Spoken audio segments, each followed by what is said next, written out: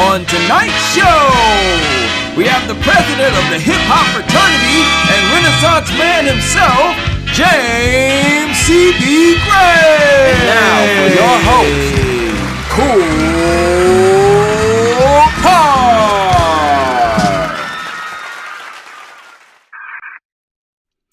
Hey, what's happening, everybody? This is KoolKard. This is episode 164 of the Kickin with KoolKard show. I thank you for tuning in. If you are a repeat viewer, I do thank you. And if this is your first time, I encourage you to subscribe so I can continue bringing you the value that my great, phenomenal guests bring to you every single week, every Tuesday night, 10 p.m. Eastern Standard Time. Right here, I'm kicking it with somebody, and tonight I'm kicking it with James C.B. Gray. He is a Renaissance man.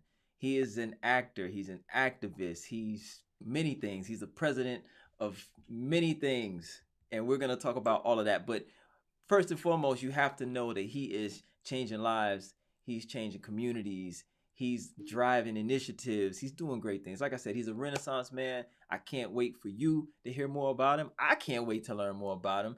I know a little bit, but I'm pretty sure he's going to tell us a lot more. He's a wealth of knowledge. You guys, I'm telling you, stick around. Let's go. And thank you guys once again for tuning in. I can't do it without you. I do this for you, and I can't do it without you. Episode 164 is on the way. Let's go.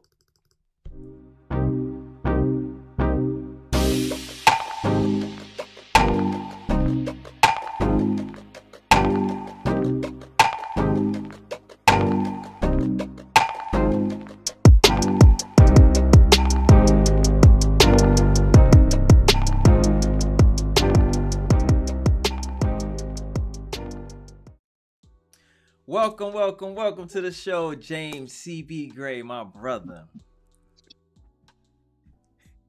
What's going on, man? How you doing tonight? I'm great. Can you hear me good? Yeah, I can hear you. I can hear you fine. Okay. Yep. Listen, waiting on you to start talking. Oh yeah. I just want to thank you for having me, man. It's a pleasure and an honor, And shout out to Jerry White, actress, phenomenal talent, and Yes. a good friend of mine. Yes, Jerry through the assist made this happen, guys.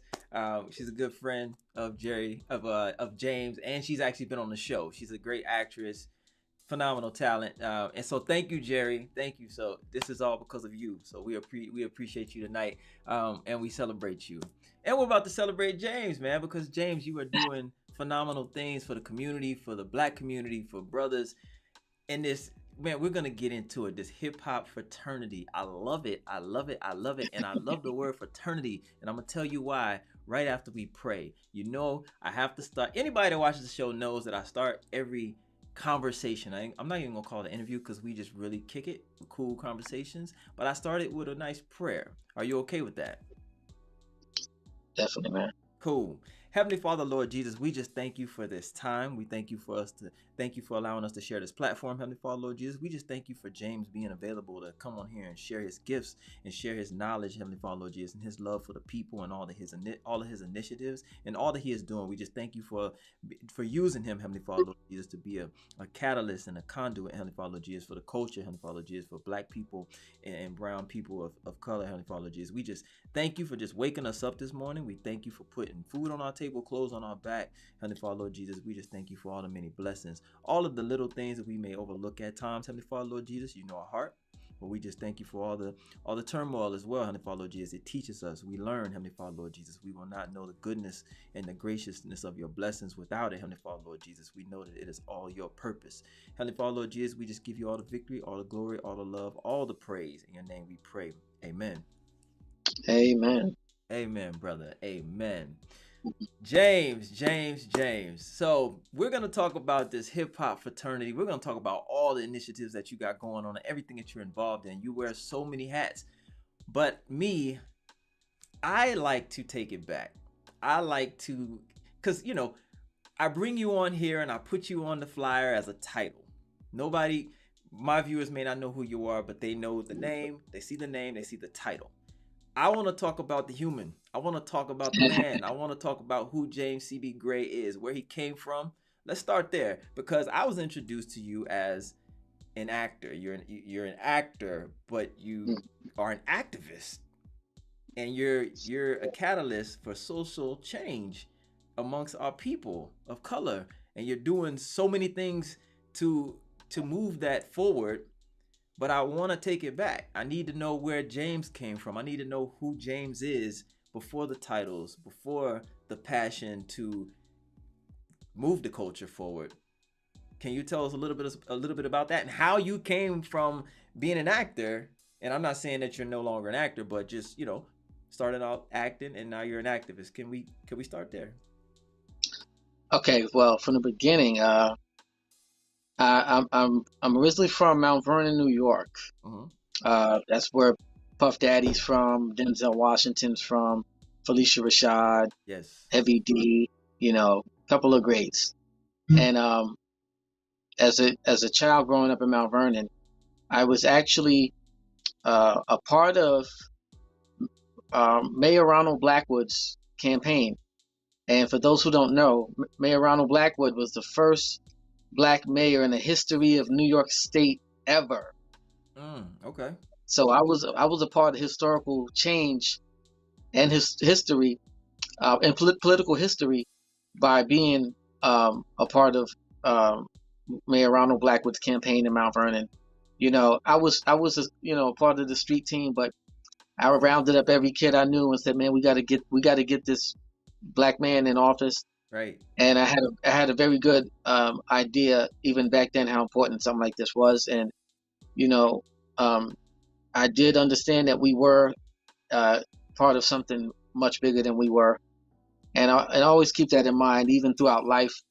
I'm always looking at the big picture, not just at me, and Right. not just a selfish a prospect. So being a part of that, but now my father was a major part of who I am now.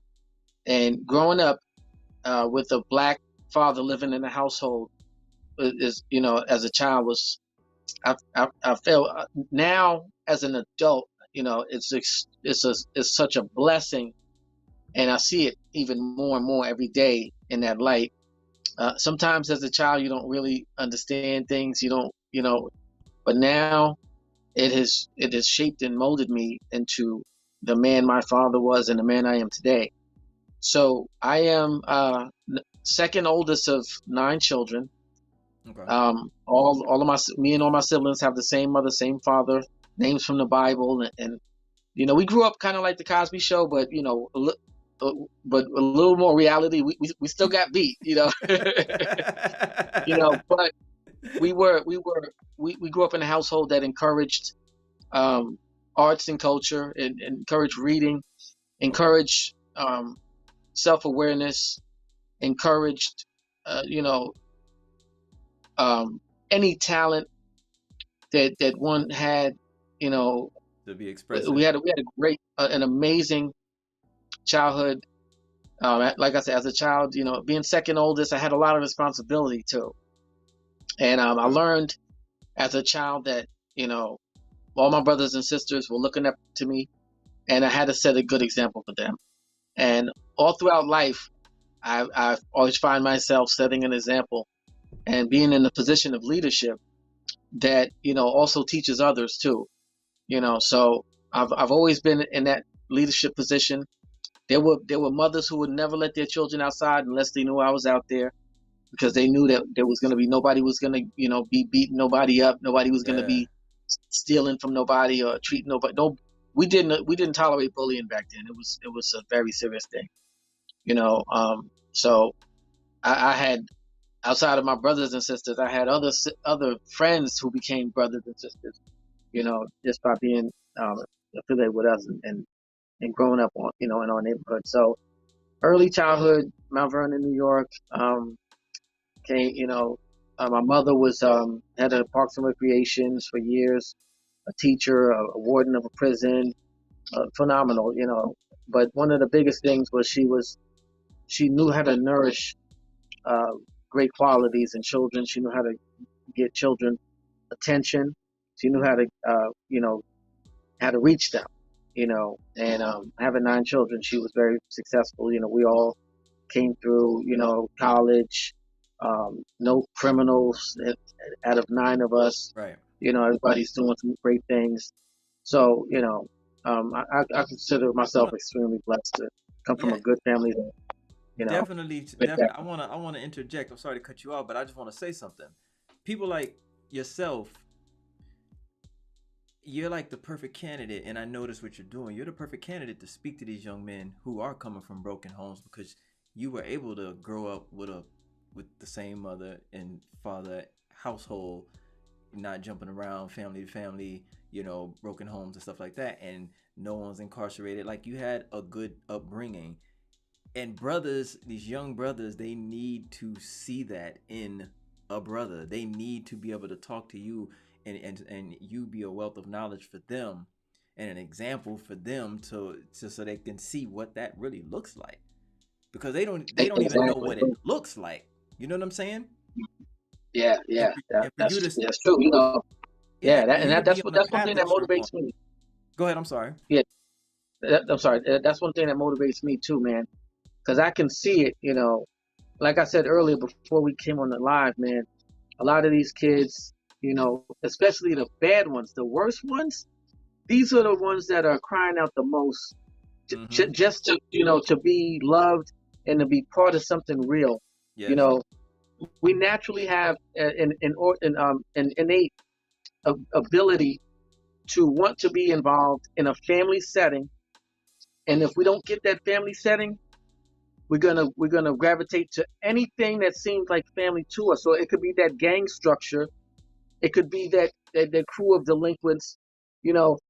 But if you're getting some kind of love out of this, some kind of affection, some kind of bonding, Yeah. A you feeling know, of belonging. then you're gonna psychologically assimilate this as a family, Yep. and who, if nobody else can provide that for you, then they say, okay, who are you to tell me what not to do if nobody's taking the time to make sure that I have what I need.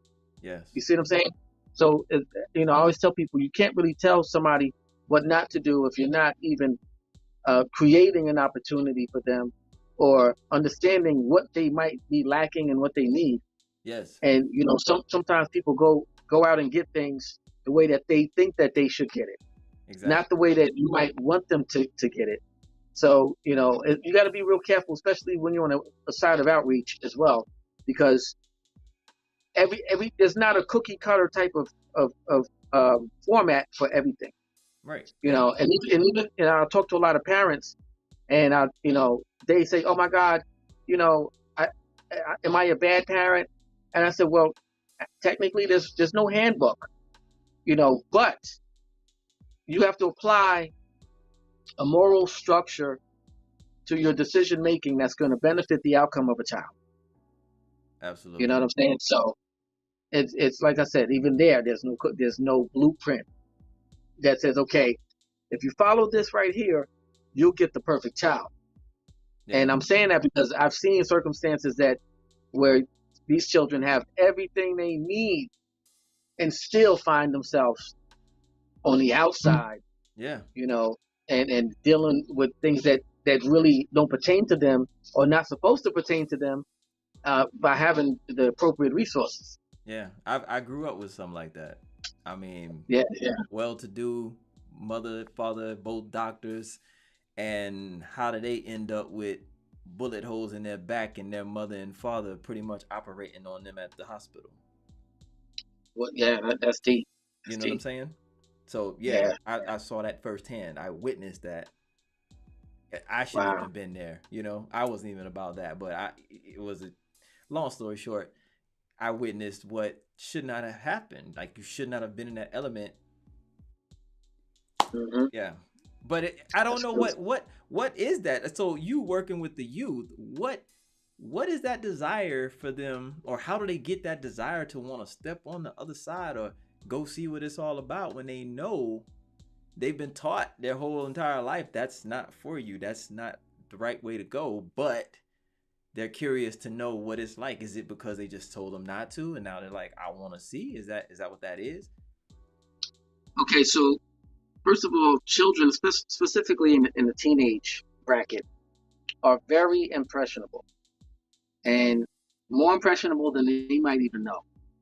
So when they see things, when they see people that they look at as, cool, or someone that they would like to emulate, Desire to be like.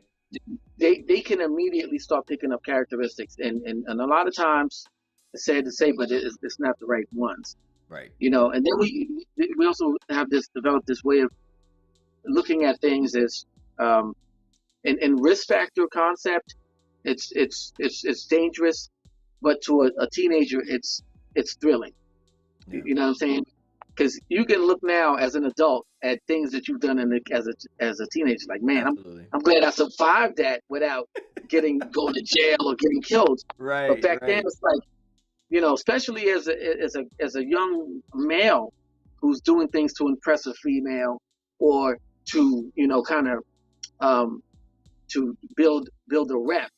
You could do some pretty dangerous things along Dudes do some the crazy lines of things trying to to. some girls to impress a girl.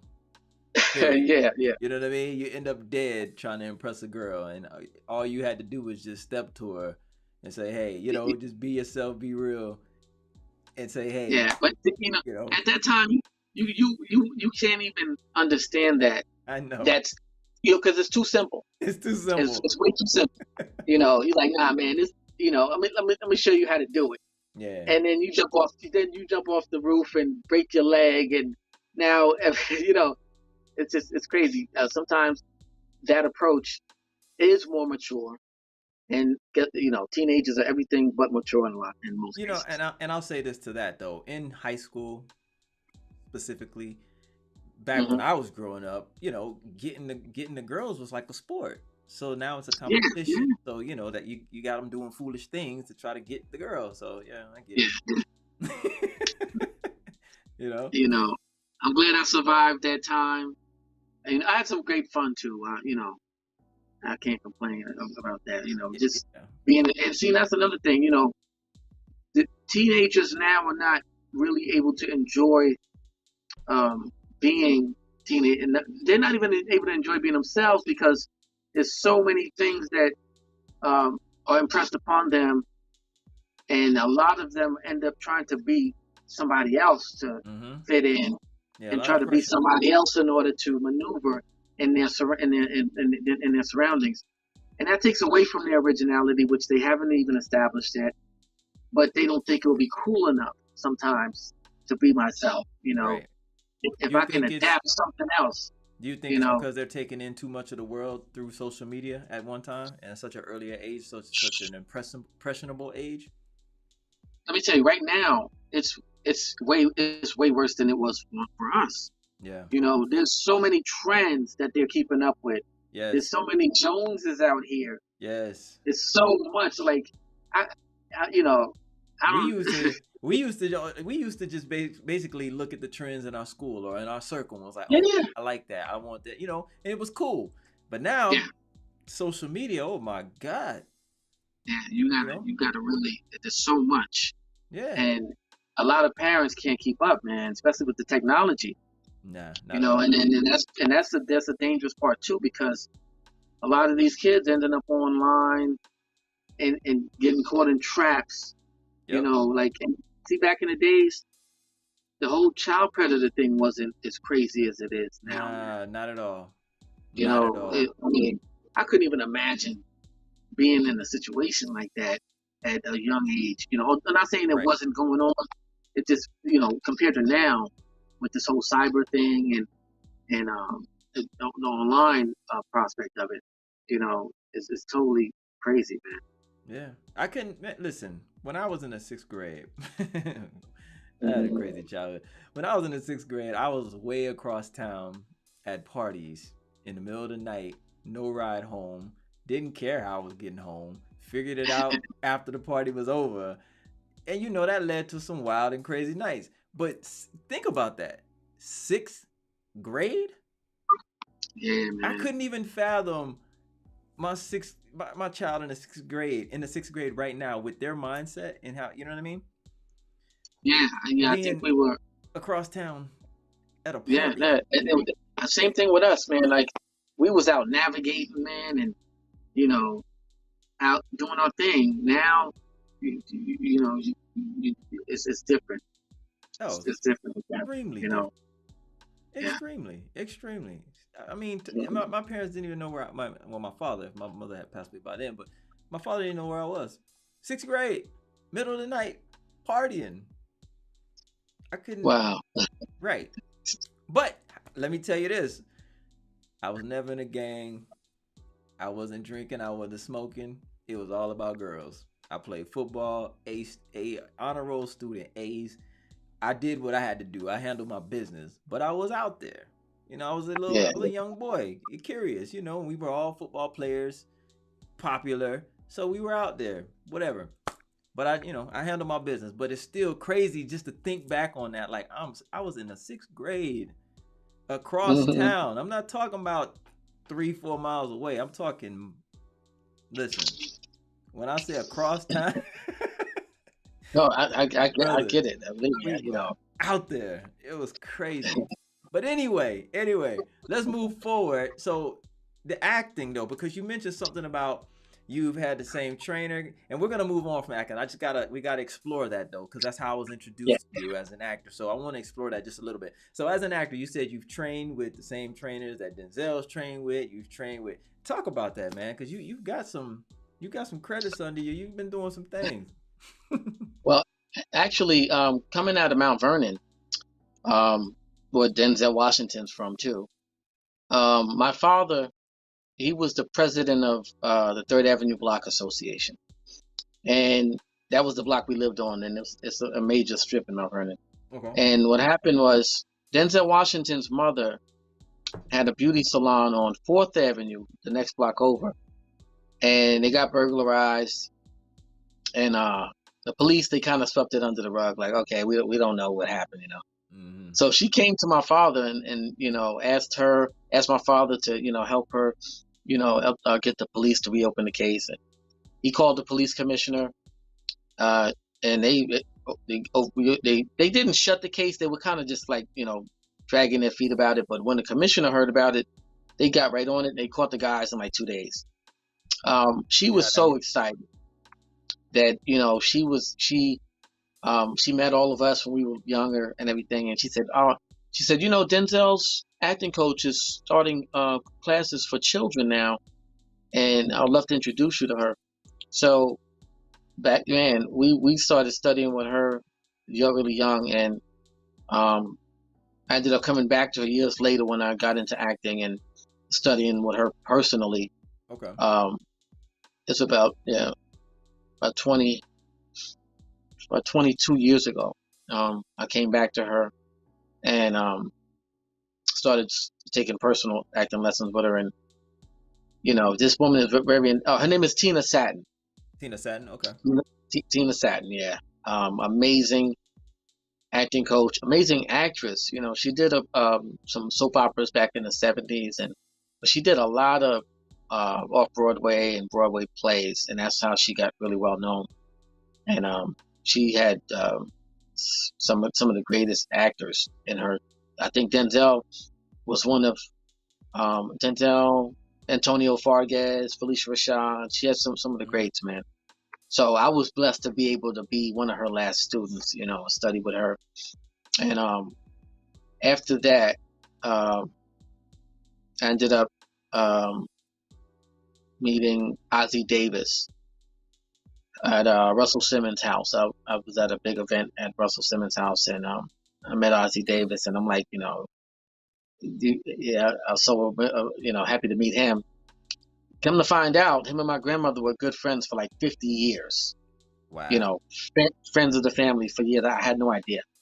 And I ended up. He said, he invited me to his house. He said, "Listen, come by Saturday and let's just go over some stuff." And I started studying with him, man, and did a couple of off-Broadway plays with him, and um, got to really study theater, um, a couple of different really great acting techniques with him.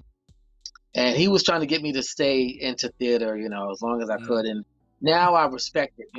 Back then I Yes. was just trying to do movies and commercials and stuff. Right. But now I'm glad I listened to him. Yeah, Then the later support. on, Huh? I said theater is the core. Oh no, it is, man, and Yeah, I encourage. But nowadays when I tell people, they don't. They say, man, I want to be on the they want set. because everybody wants You the know? fame. Everybody wants the fame right Yeah, now. I don't know yeah. where. I think YouTube started all that, man. Where everybody just Oh want. yeah, yeah, yeah. Instant gratification. Yes, everybody. Okay. Like Nobody, growing nobody up. want to. No, yeah. Yeah, go ahead. Go ahead. Nobody want to pay their dues anymore. No, Everybody wants, not at all. fast. And when I was growing up, I don't recall that everyone seeking fame. No one was seeking fame. We just wanted to play ball. You know what I mean? We wanted to play ball. We wanted to chase some girls. But now everybody wants to be famous. Everybody wants to be known, and it's Yeah. crazy. You know what I'm saying? It's crazy. But to speak to that theater, like I'm a theater minor, so I get it. Theater is the Hmm. core, man. That's where you really learn your chops. That's where you really learn how to just embody the character. And it's lights, camera, action. Let's go. You mess up, you live through it. You know what I mean? Yeah, yeah. Yeah. So, yeah, man, that's dope. I mean, you've had some training with some heavy hitters, man. So, yeah. I mean, are you still active? You still active? Because I mean, Jerry, the whole thing. Are you still active, or are you more on the activist side now? No, no. I still, as a matter of fact, I'm producing um an episodic production right now. Okay. It's a true story about a crew of guys out of the Valley section of the Bronx, Boston Road area over there, and so some big names involved and things like that. Okay. So matter of fact, shout out to Big Phil Gates, Dr. Philip Gates Jordan, executive producer. He's the one that brought the project to me, and we just kind of really um, chopped it up and got the script together. Well, we've been filming for about a year now. Okay. It's coming along very well. We got a couple of episodes in the can, and we just doing it the right way. We got an amazing DP, Lamont Burrell. He filmed 5 movies for Spike Lee. This guy is amazing. Okay. You know what I'm saying? We Take your got time. Fraser Prince, director who directed a couple of hot films years ago and is still in the game now. Um, we got Los Jones, who was in Before I Self Destruct, played 50 Cent's right hand guy. Okay. Marquand Smith, who's the executive producer and writer of the Harlem Godfather Harlem TV Mm, show okay. right now. Yeah.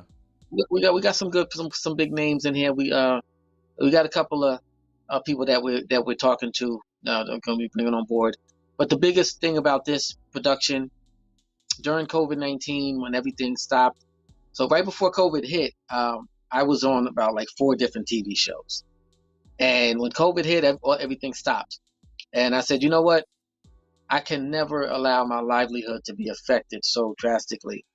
And that gave me the initiative, to get this production rolling. So I called up my business partner, Dr. Philip Jordan, and we got down to it, man, and said, this is the perfect time during the pandemic and quarantine. It's the perfect time to put this thing together. And it was already semi together. We just kind of like, got it formatted properly and got it rolling to the point where we were able to just start filming and doing some casting to get the people we needed to move forward with the project in order for it to get to the next level. So now we're looking really good.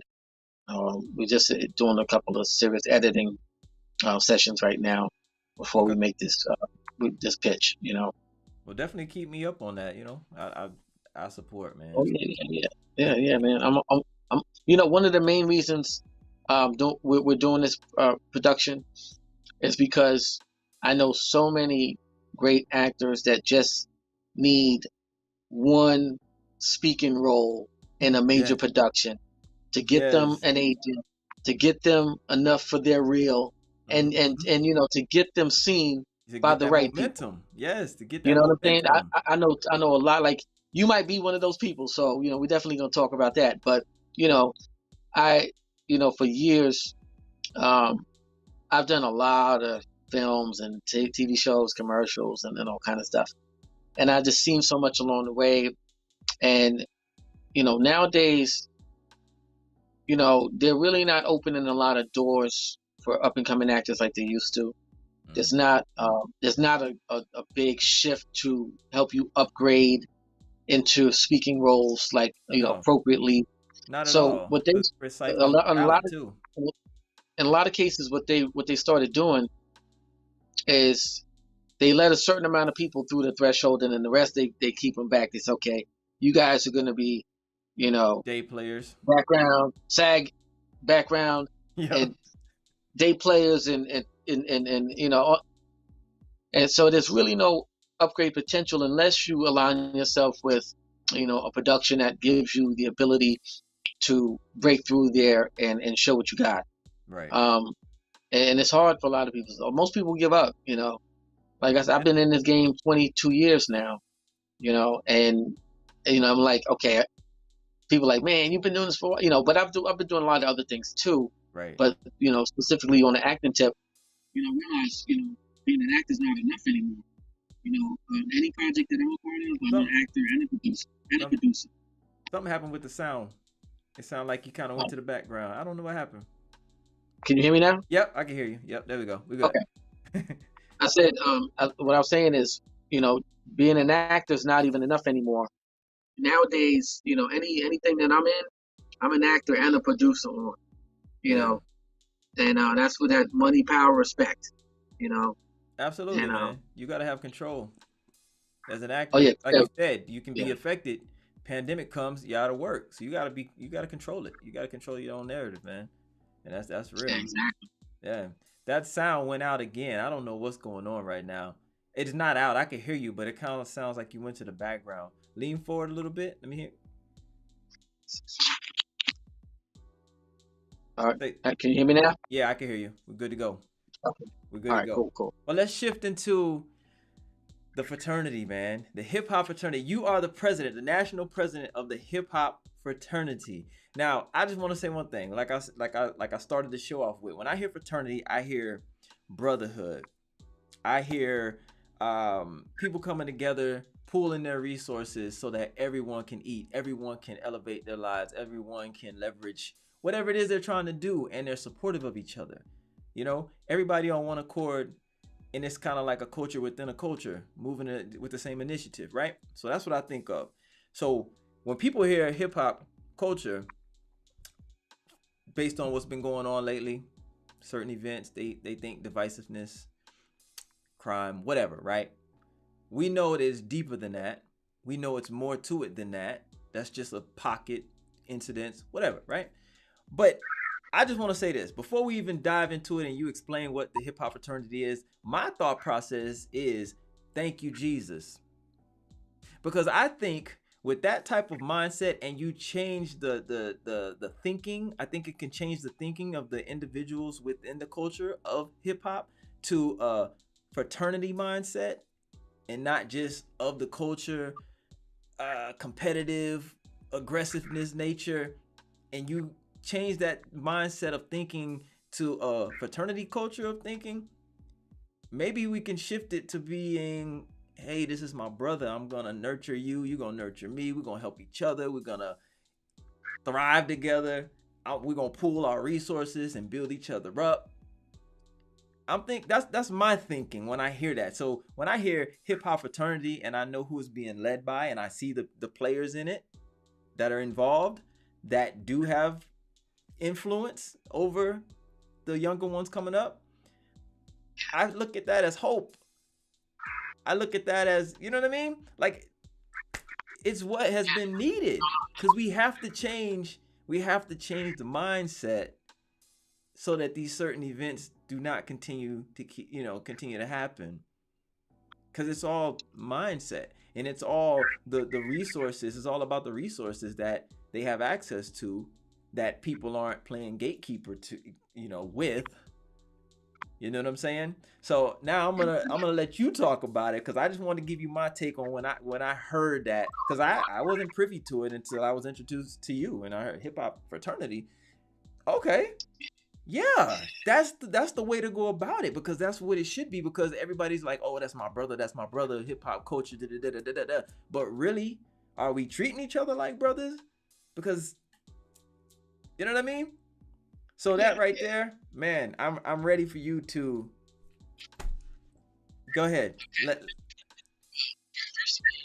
the sound You again. Hold on. Say something. testing, testing, testing.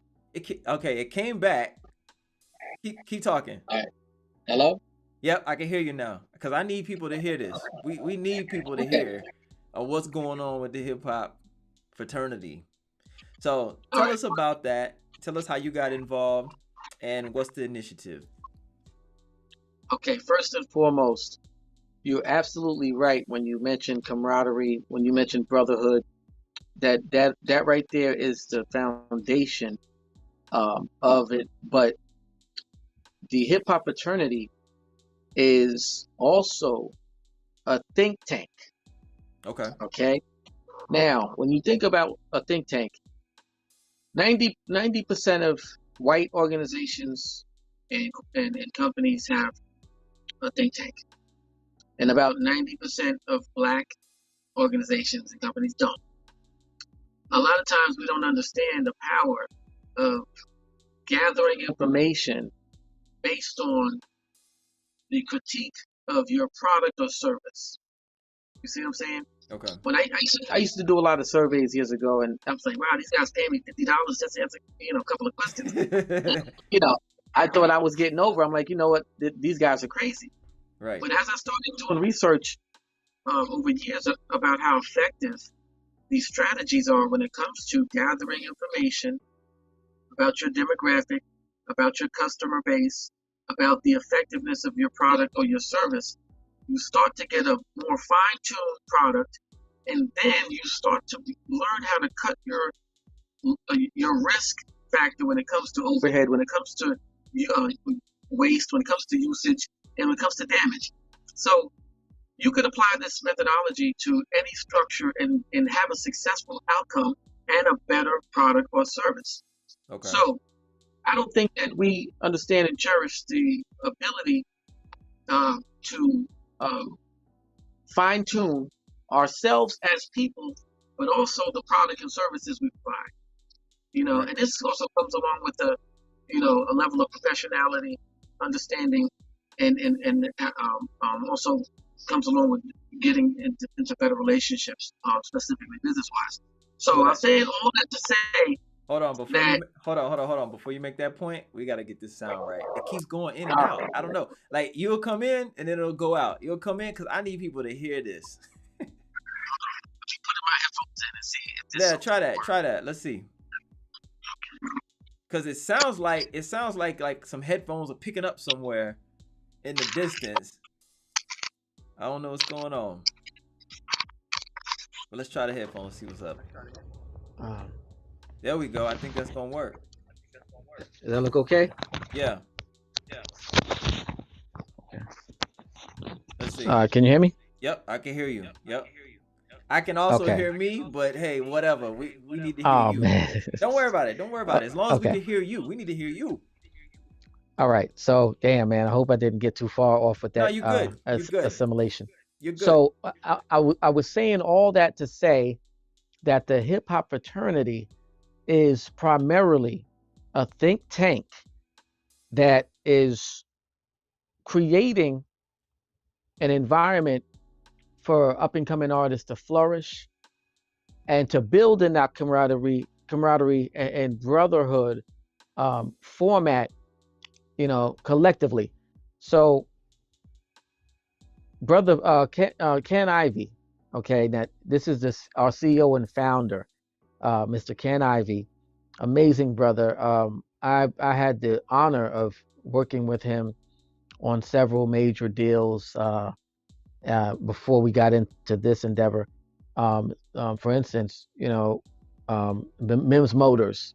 Uh, um, that's a whole nother interview for you right there. Okay. You You said know, Mims me Motors? and yeah, Mims Motors, Okay. MimsMotorsUSA.com. Okay. Mims Motors is Eric Mims is a great brother, friend of mine, and business partner. He invented an electric car with a serious level of uh, electric battery technology Okay. that is about to revolutionize, not just the automotive industry, but the technological world in itself.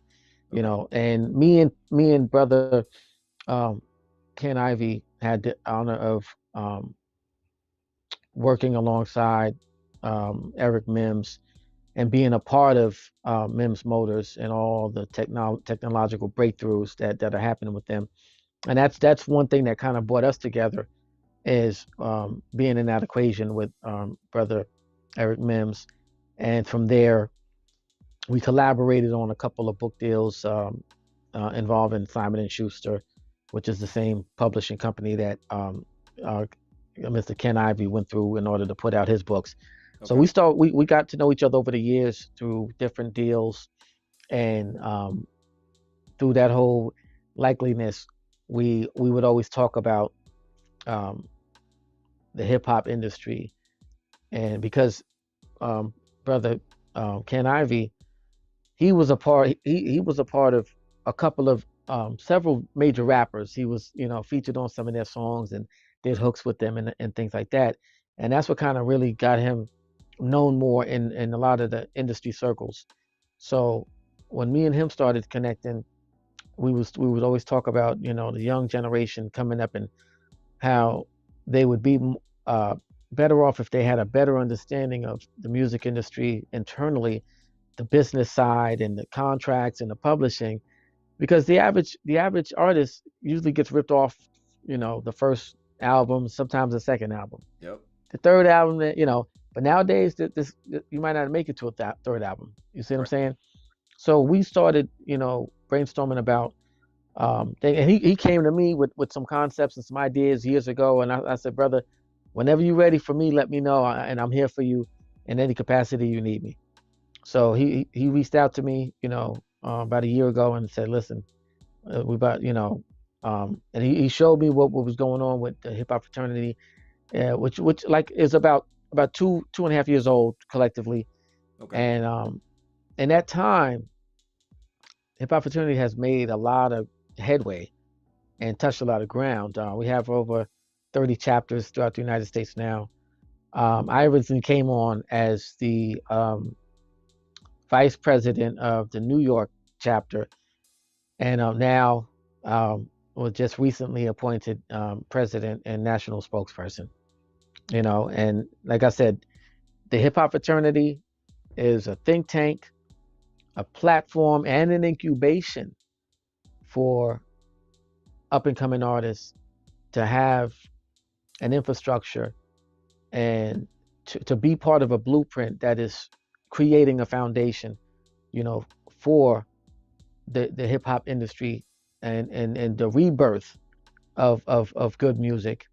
And because there's so many genres of music right now that are destructive and that are flourishing that and are causing a lot of confusion and conflict, and there's Mm-hmm. a lot of gang affiliation. That's one thing about us. We're not gang affiliated. We don't promote violence. We don't promote destruction, no bullying or anything like that. And I think that having those parameters are going to allow us to maneuver in the likeliness, and bring out the best in the artists that are coming through the hip hop fraternity. You know. Okay. Yeah. Man, listen, that's perfect. Like, I mean, I ain't really got nothing to say to what you just said because that's perfect. Like, it's gonna build a collective that's been needed for so long because everybody, it just feels like every it just feels like it's all over the place. Nobody's together. There's no togetherness, even though we say and claim there is. But there's no togetherness. Everybody's doing their own thing. Everybody's for self. I don't want to say everybody. Yeah, You got a couple of people, players in the game that look out for each other. But on a bigger scale, it and not feels not like not enough. Yeah, not yeah, enough. not enough. Yeah, You absolutely, know. absolutely. It's every man for himself. And hip hop strictly is almost like a combat sport. You know what I mean? For Yeah, lack of a yeah, better yeah. term, because you know you're going up against your peer, and that's what it is. It's a battle sport, pretty much. But and I think that breeds. I don't know. I just feel like it creates an environment for aggression beyond the music. You know, Yeah, it yeah, perpetuates certain things, and it doesn't have to be that way. If there's a mind shift, if there's a you know what I mean, a way of yeah, yeah. about it in a better light. Well, But if you look at the origin of hip hop, man, and you listen to, I said a hip hop, the hip it to the hip hop, and yeah, you don't stop a rocking to the fun, bang bang boogie. That was about fun. That fun. was about hanging out with the crew, getting, hollering at Yes, girls, maybe have a drink or two. But now it's evolved into drill rap, yeah. and now in Violence. order to call yourself a drill rapper, you have to actively have beef with someone that you selected as a target. Yeah, And if and at some point in time, you have to prove to somebody that you know you're willing to take out this target. yeah, And I don't think that this is the proper way. And see, once again, this is another case of misguidance when it comes to what they call the uh, what's the name of that thing? Rites of passage. yeah. So ba back in the days, you're living in a village, and you're transitioning from a boy to a Oh man, man, yeah. and along that process, you have to go out and conquer something or do something of Yeah. Bring magnitude back a to, kill or to something. yeah, you got to kill that deer or lion or something, Right. and when you come back with whatever you're supposed to get, You're the and man. you complete that task, You're the man. then you've evolved now into a man. Yeah. Now, the rites of passage nowadays is either you go to jail or you get shot. If you survive those two things and come back to the hood, when a hero's welcome, okay? And I'm gonna tell you how crazy it is. There was a kid up here who came home from college for the spring break. Mm. Nobody cared that he came back home from college. Okay. Matter of fact, he got into an argument with somebody from the hood and then got shot and killed. Okay. Now, 2 weeks Man. later, 2 weeks later, another kid from that same block came home from jail that did about 6 months on Rikers Island. And when he came home, he got a party. He got like it was a block party Yeah. celebrating the fact that he had just came home from jail, but nobody cared about the kid that came home from college, And and then got murdered. he got murdered, and nobody still cared when he got killed. I So the priorities are definitely shifted when it comes to who's to be celebrated and yeah. who's What's not. celebrated now? Yeah. You know what I'm saying? I think I'll say this though. I will say this. Um Drill rappers, gangster rap, whatever. I still think there's a place for it, but it has to be channeled differently. Because and I'll say this because hip hop is an expression of art, right? And Yeah, yeah. storytelling. They got a story to tell. And I See, think okay, that now see. Oh yeah, I'm sorry. Okay, and go I'm ahead. just gonna say stories of the Yeah, yeah. ghetto, stories of struggle, stories of gang culture. I think it's relevant. I think people need to hear it. I think people really need to know what's going on in these streets and why people are drawn to it and what really happens. However, there's still a way to go about it so that you're not directing that directly towards your brother that you should be building up and you guys helping to, you know what I mean? Like I think it's a fine line, don't get me wrong, but I still think there's room for it because they have a story to tell. Everybody has a story to tell, and you should have a Okay, platform all to right, be able to all right. tell it, So right? now I agree with the story part because another foundation of hip hop is hip hop artists, rappers telling their story and how they became who they are and how they ended up in whatever situation it was, rapping about their story. Yeah, let me That say is this. Let me say this real quick. that's Let a me say part of this real quick. Let me also add what I'm saying is don't glorify the murder, the killing, the gang activity, but it's okay to educate and talk about what you've gone through and how you've grown. That's what I'm talking about. So I still feel like there's room for it because yeah, tell your story. Tell how you grew from that. Like you're rapping maybe on the radio now. How did you grow out of that gang culture to get that deal to better your life and your family and talk about that in that regards, but not just murder, murder, murder. I kill you. This, that, and the third. My ops, all that. You know what I'm saying? That's just my so take on yeah, no, that's you have a valid point about not glorifying it, but what's happening in a lot of cases, it is being glorified, it. Yeah, for and sure. that's the unfortunate situation. Yeah. So until we are able to control the narrative to where, we're like it's a fine line, because one thing like I said, I do agree with is the storyteller prospect of it For and sure. telling the story.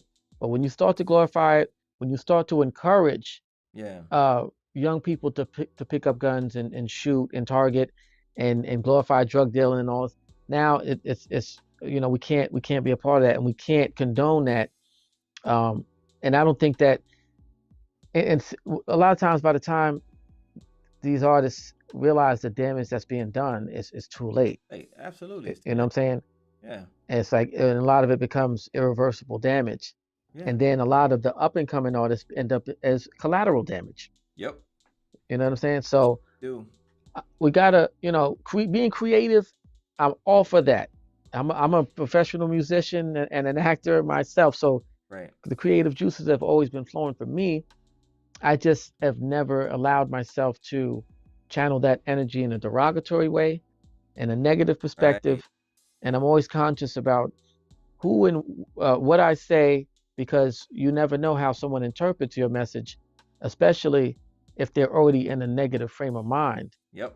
You see what I'm saying? Yeah. So we got to be careful about the message. Now, KRS-One said something that was very important. He said, for all these years, we've been looking at how rap music and how hip hop can influence people in a negative perspective.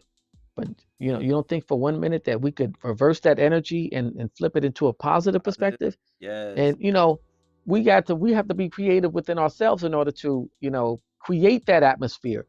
And Right. see, now it comes back to the leadership, okay? And this is another reason why I'm calling out to the OGs and the leaders of hip hop to create uh you know um an accountability factor.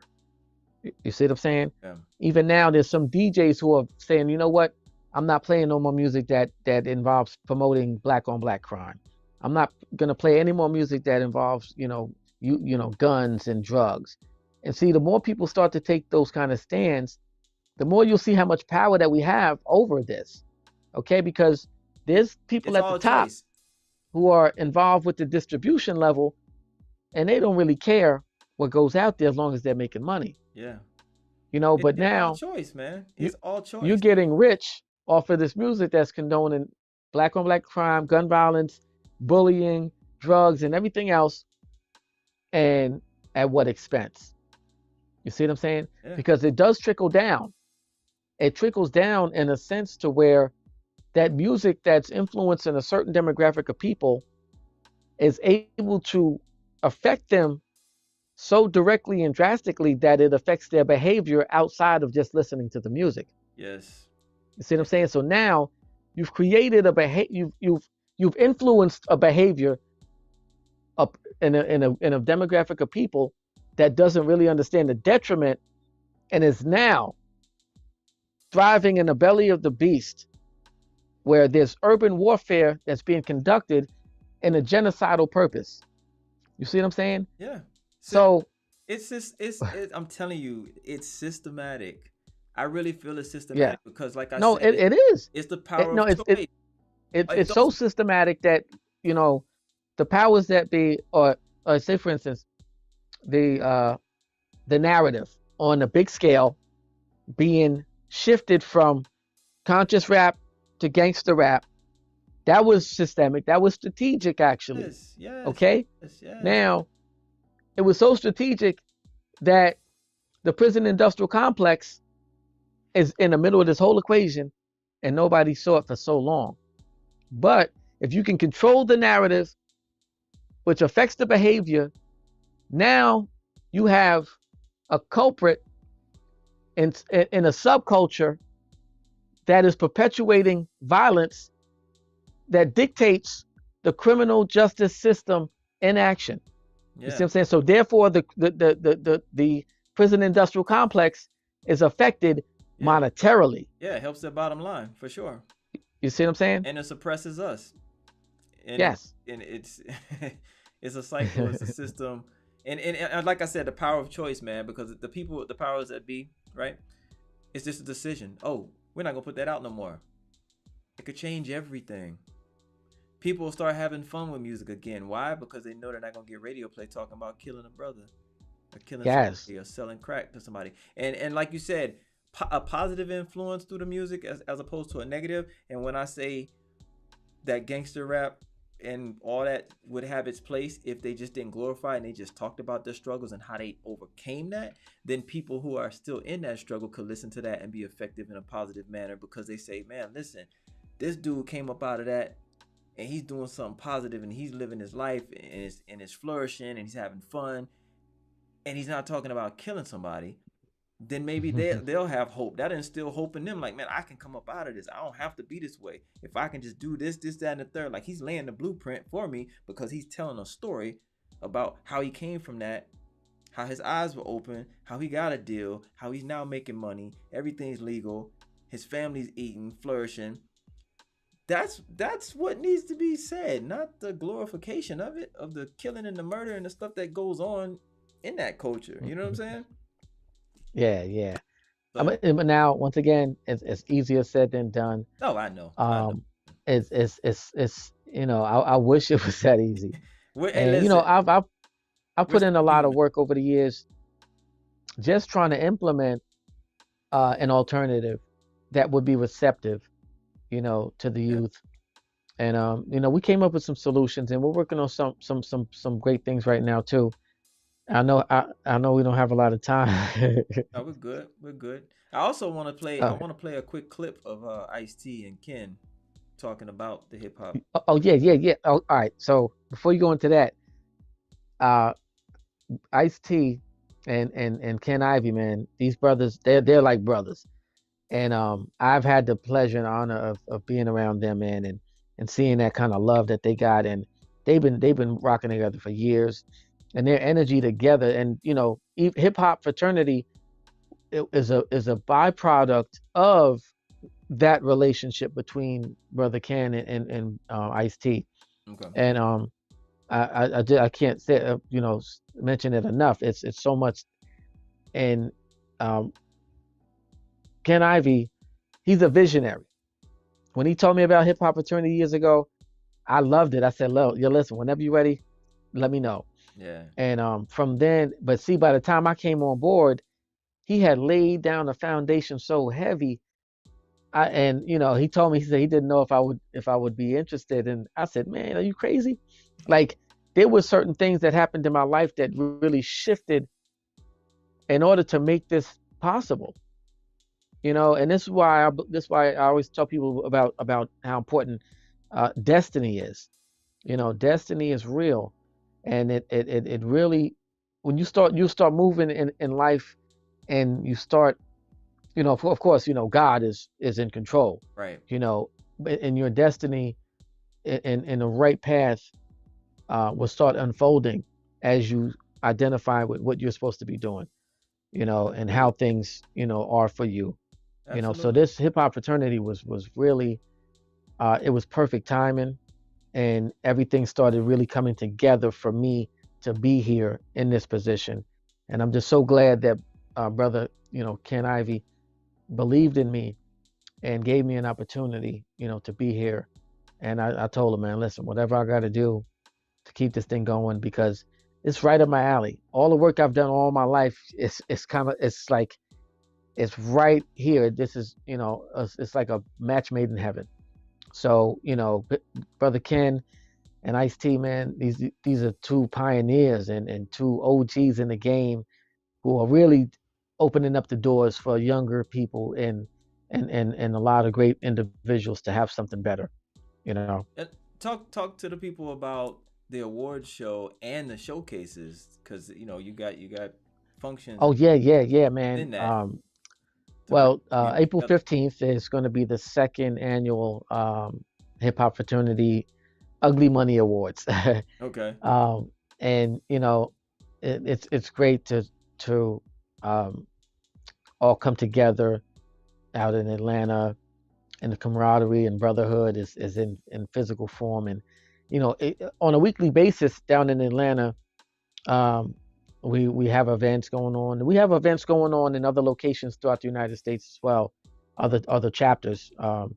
We have a couple of different chapters that have weekly events, showcases, open mics, and at these events, man, it's a free comfort zone.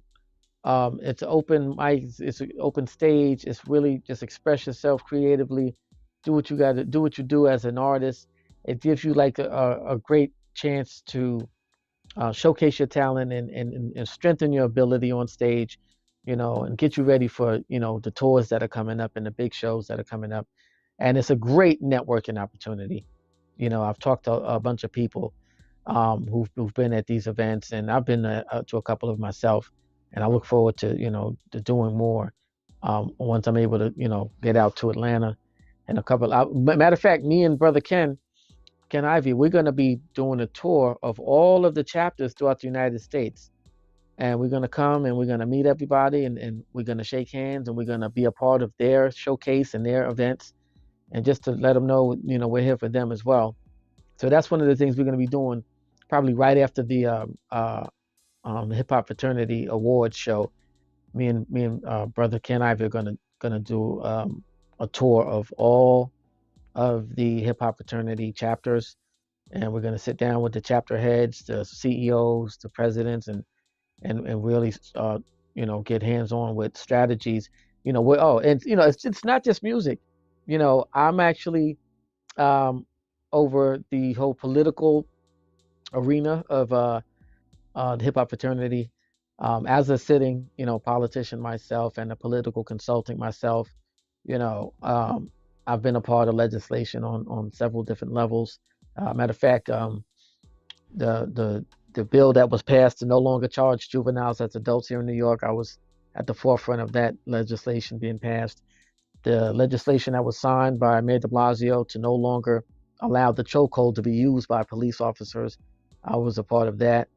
Of course, the legislation to legalize marijuana, we were behind that as well, and a couple of other things. But one of the main reasons I'm really big on um, legislation is because that's what got me into politics, and it became a solution because when legislation is something that bring forth change Right. drastically and sometimes immediately. So I think that collectively, if you look at the voting demographic when it comes to hip hop, right? Hip hop is comprised of white, black, Jew, Asian, Muslim, Latino, all kinds of demographics of people. Okay. So if we were to centralize the voting number of people who love hip hop and are into hip hop, we would have a much bigger voting demographic than probably any individual demographic in itself. I believe that. You see what I'm saying? Yeah, I believe that. So I'm looking at a voting block that's a solidified voting number that we could take to Congress and make demands and leverage our voting power. You see what I'm saying? Mm-hmm. So I've already spoken to several politicians here in New York about this. And as me and Brother Ken are touring throughout the different chapters across the United States, the different hip hop fraternity chapters, we're going to be sitting down with politicians from other states as well and rolling out this agenda that's going to give us an opportunity to centralize the voting bloc that could ultimately sway um, and leverage the playing field when it comes to resources, when it comes to opportunities, when it comes to inclusion, all these things. And I mean, if you look at the LGBT community, they were very successful at this strategy. Okay, the Jews, the Asians, even like I said, in particular, each demographic of people and entities understand the power of centralizing the number of voters that are under your banner. So I think the same strategy could be effective, pertaining to hip hop. And then also now, the 50th anniversary of hip hop is a couple of months away, and there's a lot of great things that are happening, to signify the 50th anniversary of hip hop. Yeah. Heavy, man. Heavy stuff. Heavy stuff. You guys are doing great things for the culture, for communities. Man, just for Oh these yeah, young yeah, brothers. and also there's a new initiative that I've been strategizing as well on. It's called the New Emancipation Proclamation. Now, for those who know, the Emancipation Proclamation was signed by Abraham Lincoln in 1863 and ultimately brought forth freeing of the slaves. When I say ultimately, which rounded off into 1865 with Juneteenth. But the new Emancipation Proclamation is the freeing of the mind, okay? Because without the mind being free, the physical body is still going to be inbound in slavery, Yes, not indeed. necessarily chains, but psychologically Yes, bound. indeed. So we got to first release the chains from our brain and release the strain of post-traumatic slave syndrome off of our mind. And that mental place that we have to be is a place of freedom and free thinking and free engagement and the freedom to be yourself. Okay, because without that, you haven't even begun the journey of healing. You haven't even begun the journey of reconciliation and properly readjusting in society as a civilized human being that is free. So I'm encouraging everyone who understands what I'm saying right now to look at the impact that mental slavery has on us Yeah. and keeping us closed off in and not allowing us to see the big picture, not allowing us to fulfill our dreams, not allowing us to believe in ourselves enough to get things accomplished or to accomplish our goals.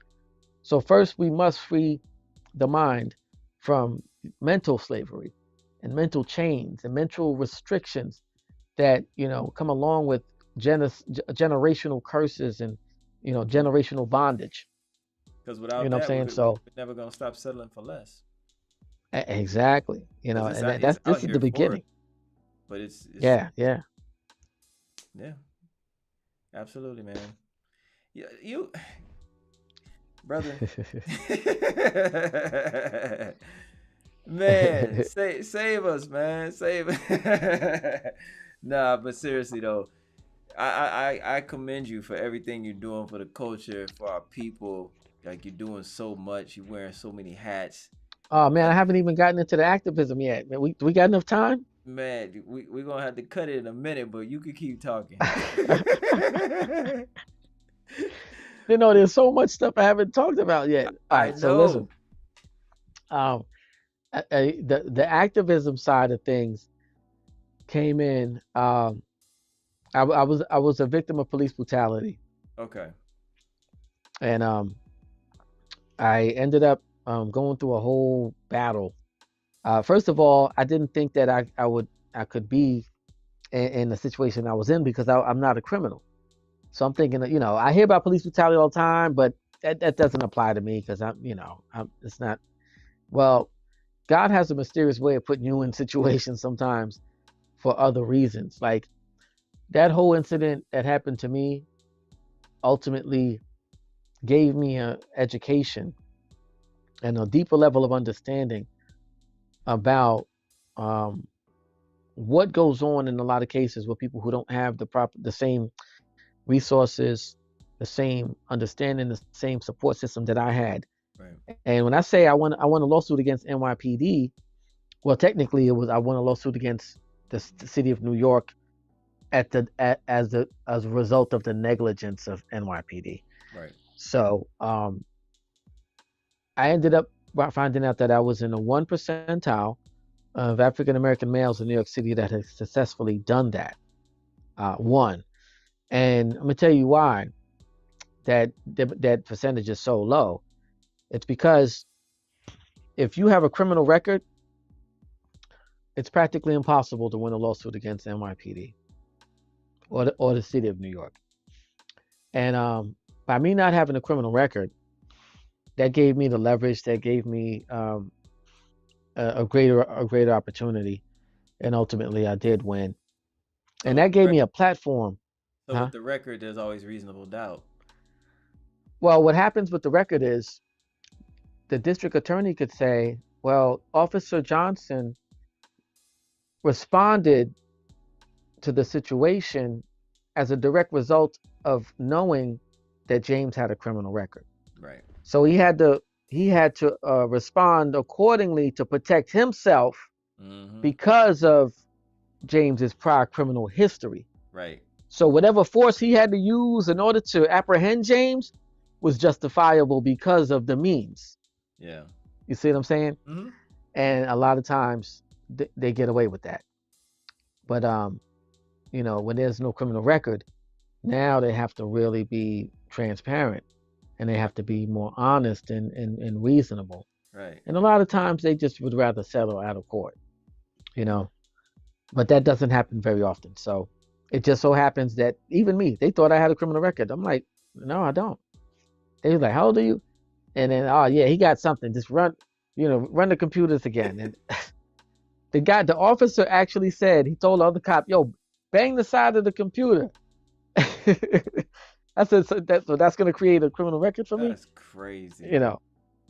So yeah, That's what being here. Yeah. a lot of times, especially as a black man in the criminal justice system, you are on trial because of your prior criminal history, not necessarily because of what you're in court for right now. Yeah, they gotta get you some way. Yeah, yeah. That's what they're working on. They gotta get you some way because they know whatever you're in there for may not stand up, but that prior that you Yeah, were yeah. convicted of, they can still use it. hmm So yeah. So, long story short, after I won that case, I said that I need to align myself with an organization that's already doing this kind of work. And that's how I ended up at the National Action Network under leadership of Reverend Al Sharpton. And Talk about that. man, that was amazing. Cause I had a you were really appointed great. vice president, right? So what happened was um, I eventually became the civil rights highlight speaker.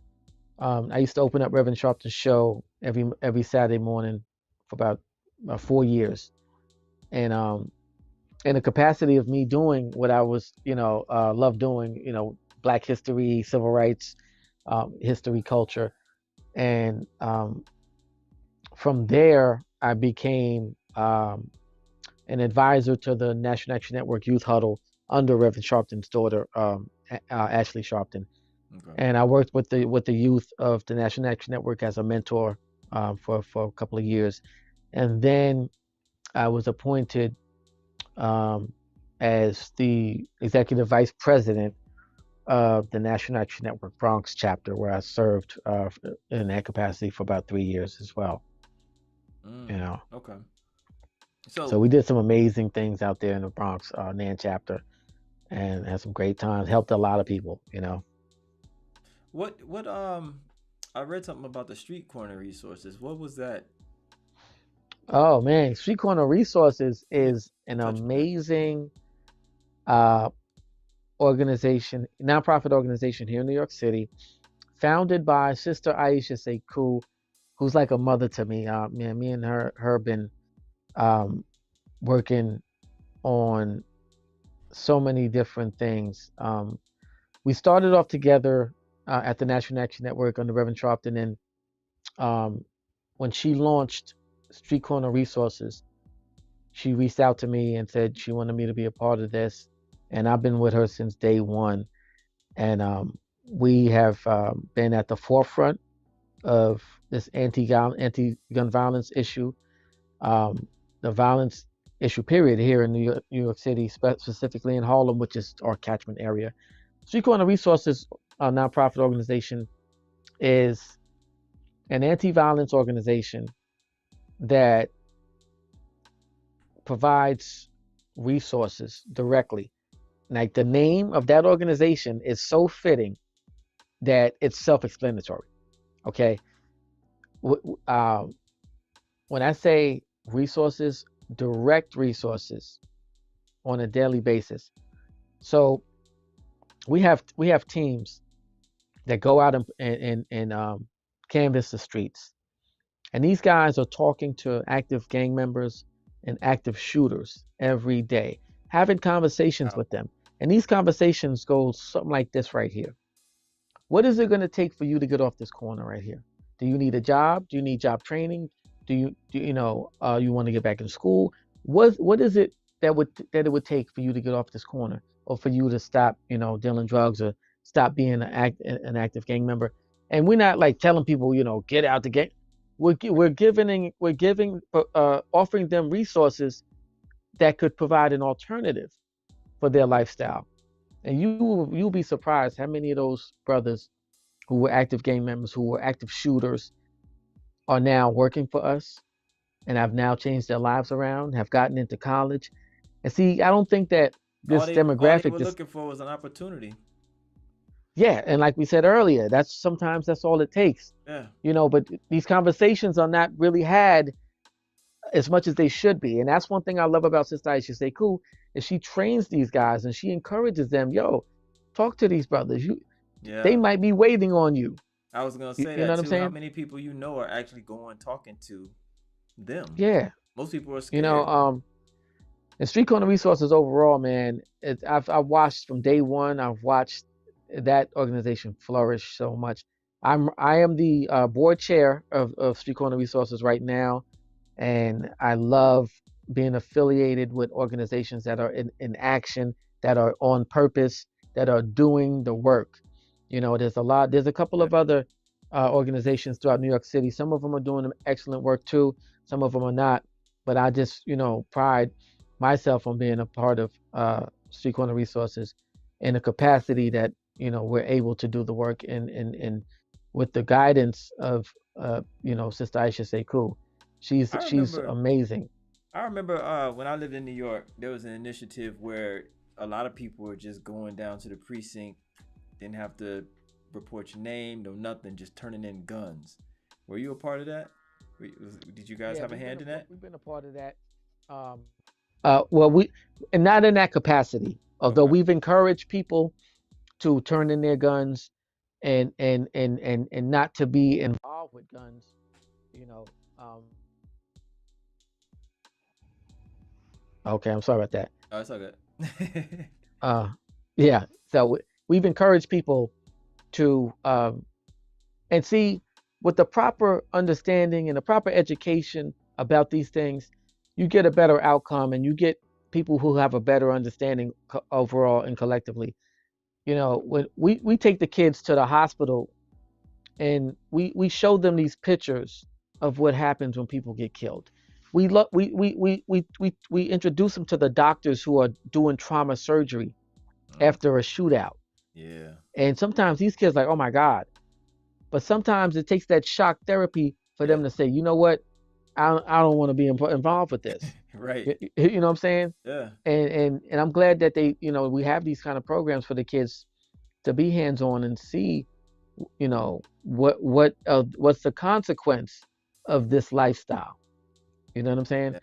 Yeah. So whenever somebody gets shot in Harlem or in our catchment area, we have a team that's dispatched to the hospital.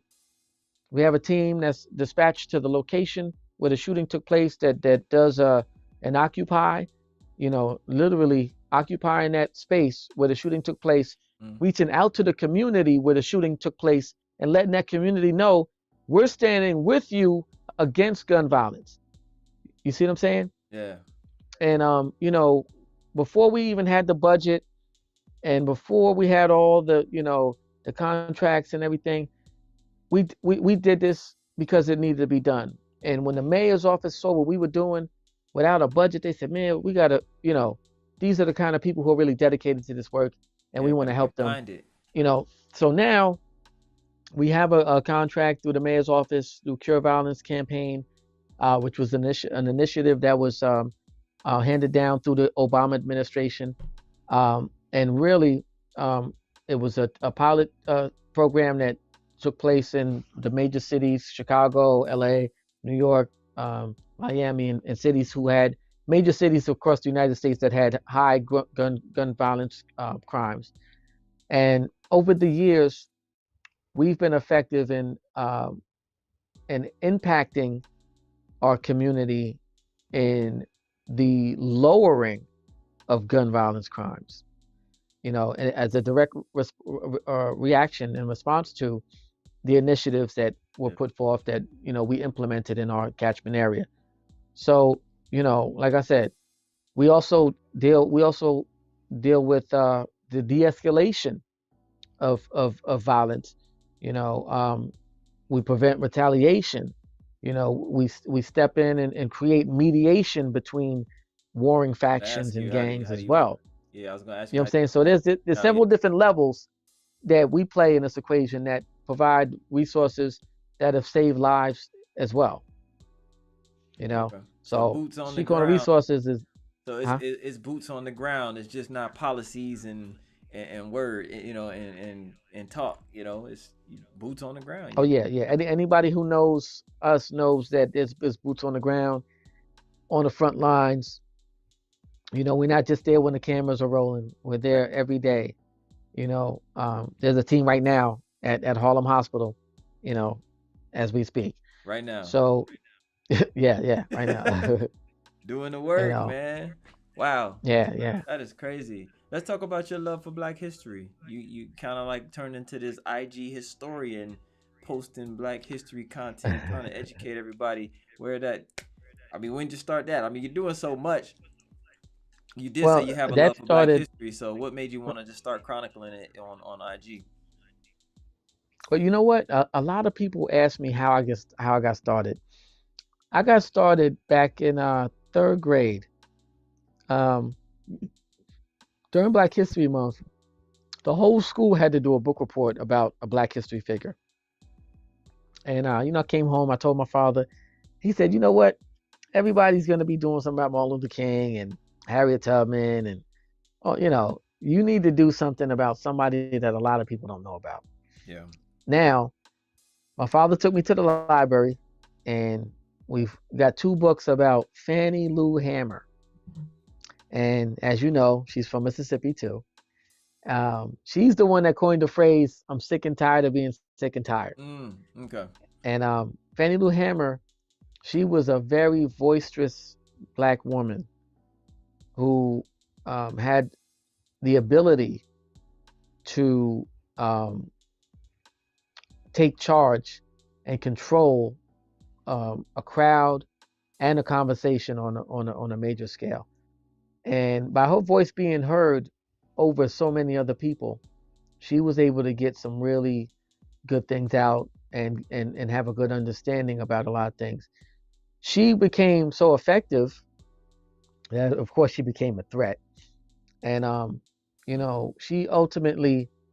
she led a lot of movements involving civil rights, NAACP in Mississippi. She collaborated with Medgar Evers, and then she started really getting on a political spectrum, and even had spoke at a couple of major political rallies. And they started seeing, where she was from in Mississippi, they didn't like the fact that she was overstepping her bounds and getting too boisterous at a time when black people, let alone black women, didn't really have a voice. Right. Yeah. So somehow she got caught up in a situation. She got the police were following her. They pulled her over, her and a couple other women, and they arrested her. And there was um, a white sheriff who took a black sheriff deputy and made him beat Fannie Lou Hamer with a lead pipe, What? and kind of to teach her a lesson. You know what I'm saying? And Or she ultimately died as a result of her wounds from that incident. And it's very unfortunate because she had such a promising future as a civil rights leader and someone that the people looked up to, especially coming out of a place like Mississippi at that time. So her legacy was cut short, but it actually has been collected and archived to where it's a pretty strong legacy now, and she's getting her just due postmortally. And so I took that book and I did a book report about her, and my teacher never heard of her, and she took my book report to another teacher who never heard of Fannie Lou Hamer, and they took that book report to a whole group of teachers who never heard of her, and somehow they ended up in the principal's office with my book report, and the principal literally sat there and opened up and they did a bunch of research on Fannie Lou Hamer and found out how amazing she was and how amazing my book report was. And I won first place out of everybody in the whole school for best book report wow, that's for amazing. Black History Month. And I had I'm in third grade, I'm like nobody on a Richter scale. But to be announced as the book report winner out of thousands and during Yeah, Black History Month, that motivated me to get more excited about Black history and made me want to do more research and find more hidden figures like yeah. Fannie Lou Hamer. So that created a monster in me. And here we are over 35 years later, Still at and it. I'm even more into Black history than ever. I'm actually right now I have a Black history campaign. It's called um, Black History Fact of the Day by James C.B. Gray. And I've been doing that for 13 years straight, 365 days a year. I post a Black History Fact every single day that actually pertains to the day it's posted. Okay. Okay. So, Do you have a designated Instagram page for that? yeah, the Instagram page for that is James CB Gray, which is basically my name. Okay. Um, at at James CB Gray, and on Facebook, Twitter, Instagram, LinkedIn, it's all across the board. It's James CB Gray, and I always encourage people to centralize your social media handle. It's much easier to find you and everything you're doing if you centralize. Have take the same social media profile name Right. all across the board. It's a lot, especially when you're trying to get the Google platform together. It works really good for you. So Okay. James CB Gray all across the board. You can find my Black History Facts, and I have like about 25 different schools, teachers that teach my Black History Fact curriculum every day in schools and everything. Okay. That's dope, man. Well, listen, Yeah. before we get out of here, I want to ask you a self-analysis question. What's one? Okay. Because I mean, you're doing so much, but just real quick, what's one thing that you feel that you could be doing more of, or better at, to get you to where you're going, or to push your agenda or your initiatives further along? Well, I- I'm always looking to do things more effectively, better, bigger, faster. So I'm always improving on everything that I do in that capacity. So whatever I'm doing, eventually you're going to see it getting bigger, better, faster, and more effective. because I'm always into fine tuning methods in order to get a better outcome. So just And that's when continue. and that's in everything that I do. So just continue Another to grow, reason, build. huh? I said so. Basically, just continue to grow, build on top of what it snowball it pretty much. Well, you, you want to be strategic. Hmm. You want to be targeted. And so I've always been able to get better results as I go forth with repetition, but also better understanding. So I do a lot of research. That's a big bulk of my day, a big bulk of my life is doing research, not just on Black history, but Hmm. on day-to-day things and specifically on things that I take interest in. So the more research that I'm doing, I'm finding out more about things that I'm doing and how to do them better. Okay. So when you say how can you do things better, more effectively, by doing research on how, because there's somebody that has came before you at some point in time and doing the same thing you're doing now. And at some point in time, that person may have tried something different in order to get a better outcome and got lucky and found a way to do something better. And you doing research and finding out about this person can find out about that strategy too. Yes. You see what I'm saying? Yes. So that's one way that I've been able to fine tune and do things more effectively. I'm always open to um, you know, different ways to do things. I'm not one of these people that are closed minded. Even if I don't think it's going to work, I'll still listen to it because Right. you never know. Right. You know what I'm Exactly. saying? Maybe a gem. So I'm never a closed minded person either. I always think that things could be done better. I always think that I always think that people can be better too. So I'm always about self improvement when it comes to myself, per se. And then anything that I do, I'm always see, yeah, I'm a perfectionist too. So that makes me go harder to not to be perfect, but to get a to be the best that I can be. Yeah. If you shoot You for know, perfection, you're definitely gonna have a better outcome as opposed yeah, to I'm it. always looking So for a better outcome, and see even beyond just a better outcome, I'm always anything that I ever do research on is also an effort to teach someone else. And that's one thing we don't have a lot of nowadays is people that are willing to. I mean, there's teachers that teach in school, but a lot of the life lessons are taught out in the real world. yes, You know, absolutely. and especially if you find a mentor or somebody that you can learn directly from. I always find that apprenticeships are a lot of times better than sitting in a classroom. Yep. You know, Yeah. so I always encourage, especially young people, align yourself with people who have successfully done things and are part of constructive, situations and that you look up to and ask them, can you teach me this? Can you show me this? It's not always about money. Yeah. The exchange of information and ideas are so important and that allows you to express your creativity as well. Absolutely. So in a nutshell, whatever you like to do as much research on that thing as possible and you will get a better outcome. Absolutely. Well, my brother, I appreciate your time. I appreciate your mind. I appreciate the initiatives. I appreciate your efforts and everything that you, Ken, Ice T, and everyone is doing for us. We need more Yeah. Oh people yeah, like yeah, you, man.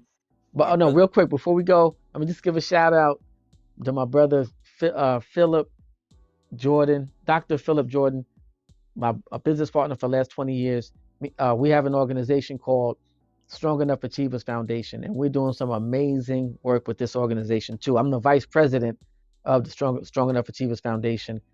Myself, Shay, executive director. We got Fritz, um, B Stinger, and a couple other people, Thomas. And what we're doing right now, we're building a 14-story building on the corner of 175th Street and Walton Avenue in the Bronx. 103 apartments, low income housing. The first floor is a state of the art community recreational center. We got Funkmaster Flex that's coming on board to help us with the recording studio where we're going to teach the kids how to record, engineer, and produce music. We got Aran Barkley, professional boxer. who's going to be over the professional Olympic size boxing gym setup. We're going to have Olympic size boxing ring. You know, a lot of these young brothers out here shooting because nobody know how to fight no more. You know what I'm saying? Yeah, So we man. want to teach these brothers how to Yeah, fight, to live to fight another day, and we want to teach absolutely. them the discipline of boxing, and also how to love and enjoy the sport and not be so abusive where you're trying to kill nobody. Right. On the other side, we're going to have a career center that's going to, so we're going to be able to certify young black and brown brothers to become electricians, plumbers, and carpenters right on site, man. And That's now dope. that right there, that portion of it is a direct reflection of what's happening now in our society. They got rid of over 27 vocational programs in New York City I heard about that. because they saw that these certification programs were allowing That's the these young plug. black and brown boys to support themselves and a family Yes. without selling drugs, without being out here in the streets. So right now, it's like if you go to college, you Yes. go to jail. So we Yep. have to have an alternative to that. And I think this certification program for these brothers learning a trade that can, be with them and take them throughout life and enable them to support themselves and the family. Amazing factor. Oh, the brother, we got an amazing black developer by the name of Fritz. Yo, this brother, he was the president of the Howard University Law Review. Okay, Wow. and he came out of Brooklyn, man, hardcore Brooklyn streets, turned his life around, made something amazing out of himself, came back to the community, and he's been a part of so many developments.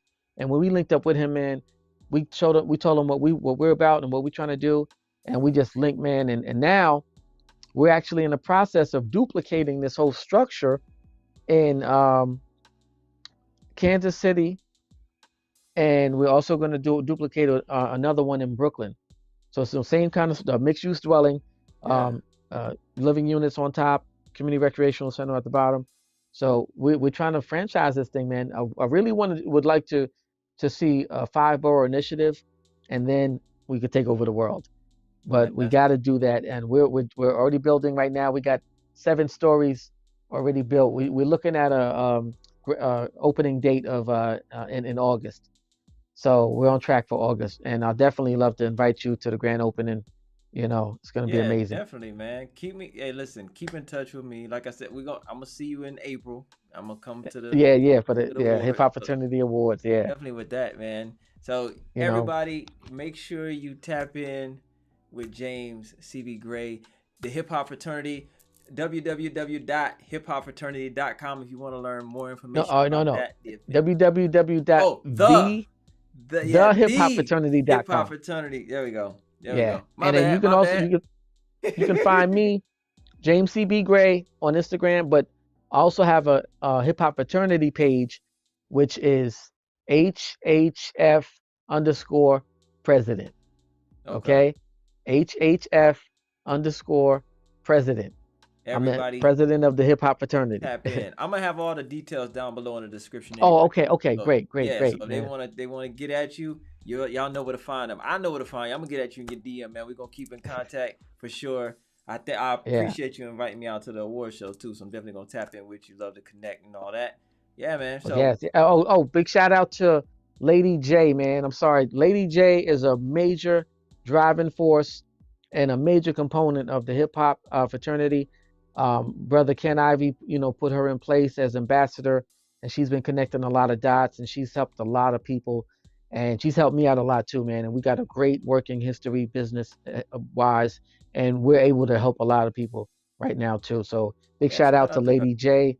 Once again, my brother Ken Ivy, who also known as Pimpin' Ken, Yes, sir. Ice T, you know, And yeah, I'm a Cardi, Vito Getz, brothers from HHF who showed me a lot of love, and we got a lot of work to do, but we got a good team. Dr. Faith Bay out in our California chapter. We're doing some good things, man, and we got a good family, a good system. and playing. I think we're I going to be see. conquering a lot of grounds. I see everybody tapping in on Instagram too, man. When I was promoting, they were all tapping in, chiming in, reposting, posting their own Oh posts. yeah, So, yeah, yeah, man. It's a it's a lot it's of a yeah, movement, y'all. It's a movement, yeah, man. yeah. Y'all are doing some great things, brother. I can't wait to connect with you too, man. So, yeah. Listen, everyone. Thank you for tuning in. Please don't forget to subscribe so I can continue bringing you this good value like my brother James C.B. Gray is bringing and providing. This is what I do this for. I do it for you. Can't do it without you. Can't do it without people like James. Thank y'all so much. You know where I'm at every Tuesday night, 10 p.m. Eastern Standard Time, right here, kicking it with somebody cool like James himself, man. The Renaissance man. Y'all give it up for him. Hey, man, brother, we appreciate you. I appreciate you. Thank you for coming on. I appreciate your energy, love and light always, man. And just thank you, brother. And we'll definitely be No, in no, touch. no, no, no. Thank you once again, man, and thank Jerry White. Thank you once again too for Yes, the Jerry. referral. Thank You you, know what I'm Jerry. saying? And Yeah, like I got a absolutely. whole nother episode in me too. Just let me know when you're Oh, ready. I'm gonna have to bring you back on, brother. We ain't even scratched the surface. We Yeah. definitely gonna continue this for sure, for sure. Yeah, man. All But right. no, I really do appreciate you, lending your time, man. I think this has been my longest interview, but it's been great, bro. Wealth of knowledge. Is listen, for real, it was all worth it. Cause I mean, listen, Yeah. I'm gonna tell you right now, if it wasn't worth it, I would have cut it a long time ago, brother. I just had to let you. No, for real though, I had to let you talk because you're educating Yeah. everybody. So yeah, I appreciate that. I'm I pretty sure didn't even get to talk anybody about the watching this. documentary, man. But like I said, we got time. We got time. Yeah, we don't. I'll be back. Listen, you got my Yeah. word. Jerry knows you got my word. I'm gonna bring you back on, cause you're not finished. You're just beginning. So I always like to bring Yeah. you Yeah. back on for a follow up. I'm gonna bring Jerry back on when they Yeah. Yeah. Yeah. drop Yeah. what is it, Sweet Burn. After that, I'm gonna Yes. Yes. bring her Yeah. back on for that. So I got you. Trust me, I got you, man. All right. But All yo, right, brother. until next time, guys. Peace and love. We are out of here. Tuesday night, 10 p.m. Eastern Standard Time. Right here, kicking it with someone like James. Tap in with him on Instagram, Facebook. All the handles are gonna be down below. It's right there in the lower third. You can see that right there. Shout out to Ken Ivy. Shout out to Ice T. Shout out to the whole team. You guys are doing a phenomenal thing, man, with this culture and just everything that you got going on. All right. So until next time, peace and love. We are out of here. All right. Yes. Peace, my Oh brother. no, hell, hold on. We are out, but I'm also gonna lead out with that video, Ice T and Oh, okay. Yeah. Yeah. Happy Yeah. got Yeah. something to say, and then we out. Peace and All right. love, y'all.